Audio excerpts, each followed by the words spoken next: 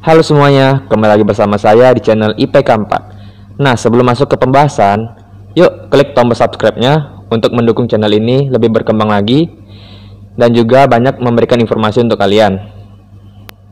Hari ini kita akan bahas sekilas mengenai pandemi Black Death.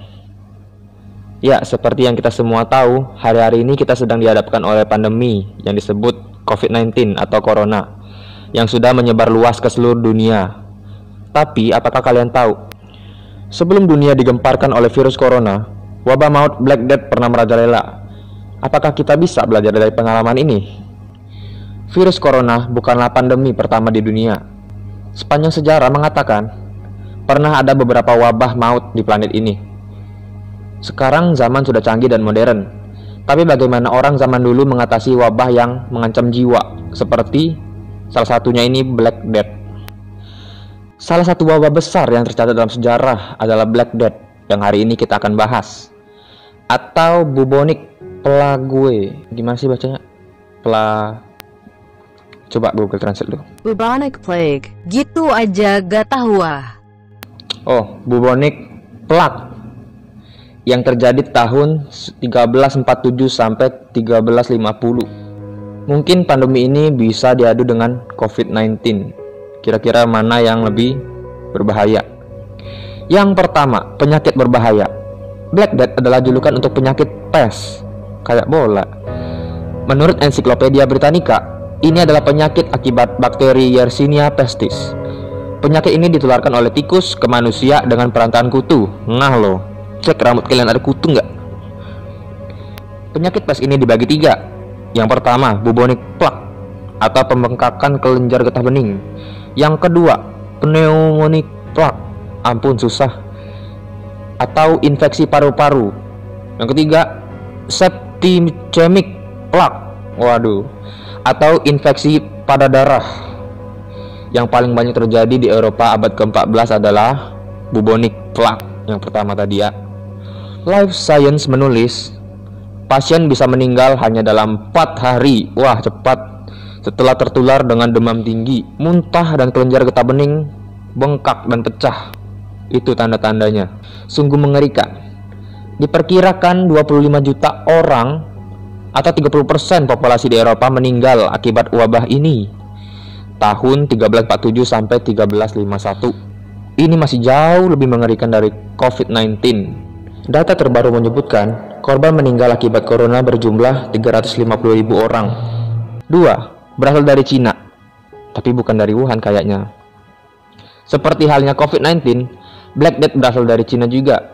The New York Times pernah menulis artikel bahwa pada tahun 2010, tim ilmuwan dari Prancis, Irlandia, dan Jerman mengusut DNA dari tulang abad ke-14 di sejumlah negara dan memetakan jalur perjalanan bakteri pes ini.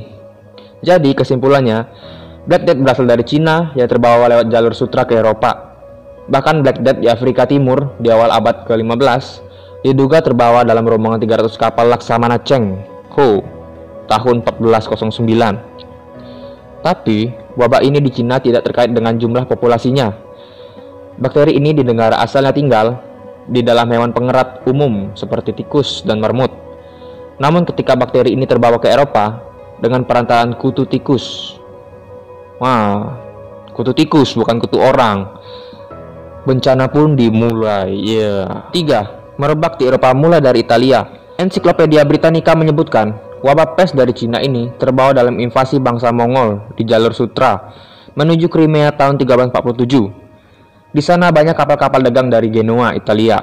Jadi nih ya, tikus-tikus dari kapal Italia ketularan kutu-kutu pes dari tikus Asia. Jadi ceritanya itu kutu-kutunya itu bertukar gitu, pertukaran kutu namanya ya. Dan terbawa pulang ke negeri asalnya.